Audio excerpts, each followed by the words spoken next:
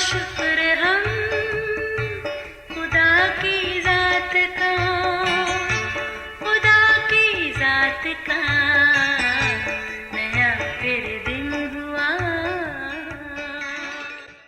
آج کی آیت، سو تو اس کے آئین اور احکام کو جو میں تجھ کو آج بتاتا ہوں ماننا، تاکہ تیرا اور تیرے بعد تیری اولاد کا بھلا ہو، اور اس ملک میں جو خداوند تیرا خدا تجھ کو دیتا ہے تیری عمر دراز ہو۔ استثنا 4 باب 40ویں آیت۔ عزیزو، ہم انسان کس قدر احسان فراموش ہیں۔ کسی مشکل میں پڑے ہوں تو دہائی دیتے ہیں، پر جب آزاد ہو جائیں تو اپنے محسن کو یاد کرنا تو دور کی بات، پیچھے مڑ کر اسے دیکھنا بھی گوارا نہیں کرتے۔ یہی حال بنی اسرائیل قوم کا بھی تھا۔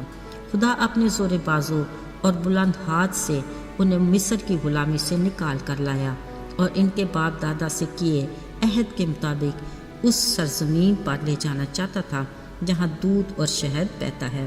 40 سال بیابان میں سنبھالا اور اچھی سے اچھی نعمتوں سے ان کی پرورش کی۔ اب جب وہ اپنی منزل کے بالکل قریب تھے، اس ملک میں مناسب زندگی کے لیے خدا انہیں اپنے آئین اور احکام سے آگاہ کرنا چاہتا تھا، تاکہ ان کا بھلا ہو، اور اس ملک میں جو خدا ان کو دینے والا ہے ان کی عمریں دراز ہوں۔ اس مقصد کے لیے اس نے موسیٰ کو اپنے پہاڑ سینا پر بلایا۔ خدا موسیٰ سے اور بھی باتیں کرنا چاہتا تھا۔ اس دوران جب موسیٰ کو واپس آنے میں دیر ہوئی تو اس قوم نے گمراہی کا راستہ اختیار کیا۔ ہارون کی مدد سے اپنے لیے سونے کا دیوتا بنا کر یہ بھی مان لیا کہ یہی وہ خدا ہے جو انہیں ملک مصر سے نکال کر لایا۔ بات صرف یہاں تک نہیں تھی، انہوں نے اس کے آگے قربانیاں گزرانی، کھانے کھائے اور خوشی بھی منائی۔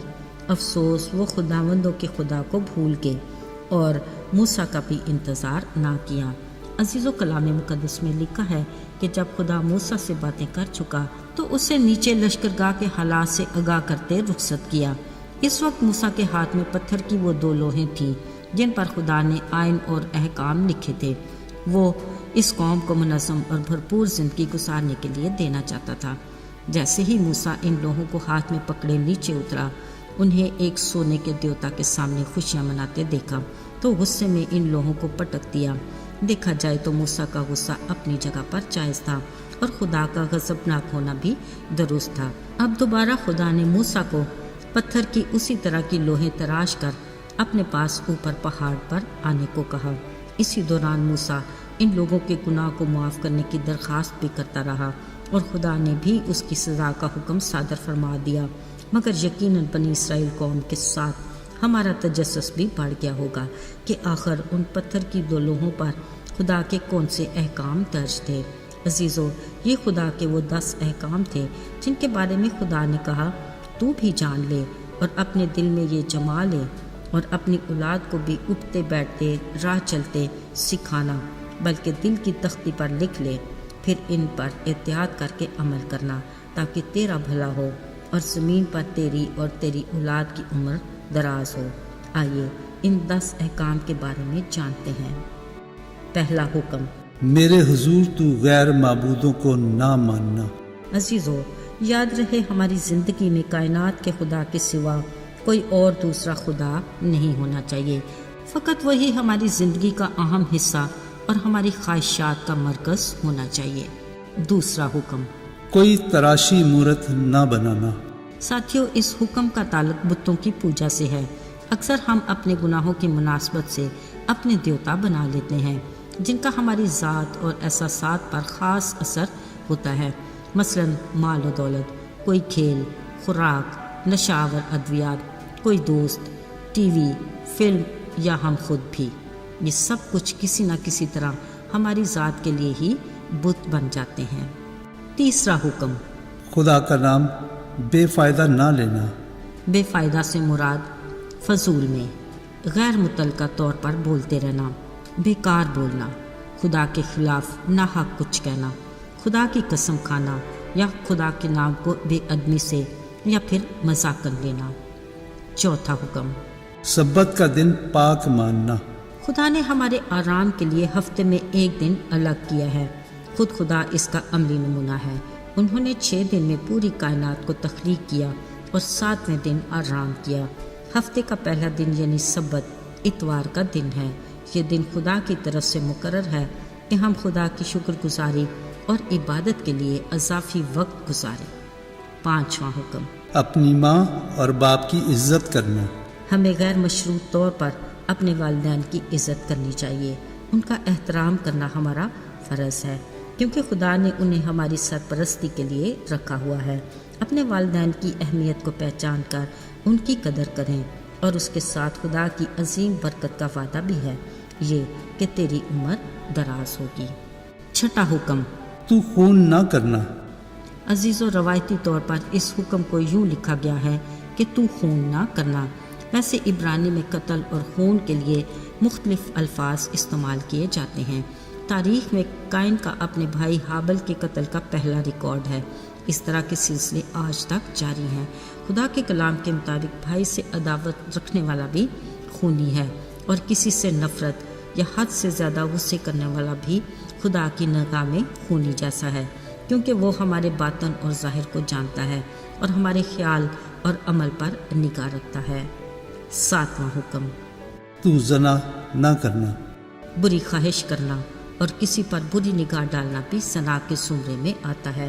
فحش فلمیں دیکھنا اور ایسی موسیقی جس سے زنا کی خواہش بیدار ہو، وہ بھی زنا ہے۔ آٹھواں حکم، تو چوری نہ کرنا۔ امتحان کے دوران نقل کرنا، انکم ٹیکس چرانا، دوران ملازمت مالک کا وقت چرانا، ماں یا باپ کے پرس سے بغیر بتائے پیسے لینا بھی چوری میں شامل ہے۔ پھر ڈاکہ یا نقب لگانا بھی چوری ہی تو ہے۔ نوواں حکم، تو پڑوسی کے خلاف جھوٹی گواہی نہ دینا۔ عزیزو، عدالت میں بیان حلفی جھوٹ کے طور پر بولا جاتا ہے۔ سچ کو طویل بیان کرنا بھی جھوٹ ہی ہے۔ جعل سازی بھی سراسر جھوٹ ہے۔ یاد رہے، خدا کے کلام میں جھوٹ بولنے والے کا باپ ابلیس ہے۔ خدا جھوٹ کے بارے میں انتہائی سنجیدہ ہے، جس کی سزا دوزخ کی آگ ہے۔ 10واں حکم، اپنے پڑوسی کے گھر کا لالچ نہ کرنا۔ لالچ اس چیز کی ایسی خواہش جو قانونی طور پر ہماری نہیں، لالچ کہلاتا ہے۔ لالچ ہمارے لیے دیگر گناہوں کا دروازہ بھی کھولتا ہے۔ دنیا کا مال و دولت جمع کرنا اور زندگی کی آسائش کی آرزو بھی لالچ ہی ہے۔ خدا کے کلام میں سخت الفاظ اس کے لیے استعمال کیے گئے ہیں، یعنی نفع کا لالچی اس کی جان لے کر ہی چھوڑتا ہے۔ لالچ بناؤں کو اندھا کر دیتا اور صادقوں کی باتوں کو پلٹ دیتا ہے۔ میرے عزیزو، آج کل ہمارے لیے بھی خدا کے یہی احکام انتہائی ضروری ہیں، جن پر عمل پیرا ہو کر ہم اپنی زندگی کو منظم اور بھرپور طریقے سے گزار سکتے ہیں۔ ان پر احتیاط سے عمل کر کے اس کی برکات سے مستفید ہو سکتے ہیں۔ ان کو خدا کے حکم کے مطابق اپنے بچوں کے ذہن نشین کرنا ہمارا اولین فرض ہے۔ عزیزو، آئیے کچھ دیر کے لیے یہ فرض کرتے ہیں کہ ہم ایک گہرے گڑھے میں پڑے ہیں۔ اس سے نکلنے کا راستہ فقط ایک سیڑھی ہے جس پر 10 سٹیپ بنے ہیں، اور ہر سٹیپ پر ایک حکم لکھا ہے۔ اس سیڑھی پر قدم رکھنے کا ایک ہی اصول ہے کہ ہم صرف اس سٹیپ پر پاؤں رکھ سکتے ہیں جس حکم پر ہم عمل کر رہے ہیں، اور جس حکم پر ہم نے اب تک عمل نہیں کیا اس کو سکپ کر دیں۔ ذرا سوچئے، ایسے میں کیا ہم اس گڑھے سے آسانی سے نکل سکتے ہیں؟ خیر، کوشش کرتے ہیں۔ ایک دن ہم سب احکام پر عمل کر کے اس گڑھے سے نکلنے میں کامیاب ہو جائیں گے۔ خدا ایسا ہی کرنے کی توفیق دے، آمین۔ آئیے دعا کریں۔ آئے ہمارے آسمانی باپ، ہم شکر گزار ہیں کہ تو اپنے وعدے کے مطابق ہمیشہ ہمارے ساتھ ہے۔ ہمیں حکمت عطا کر کہ ہم تیرے آئین سیکھ سکیں۔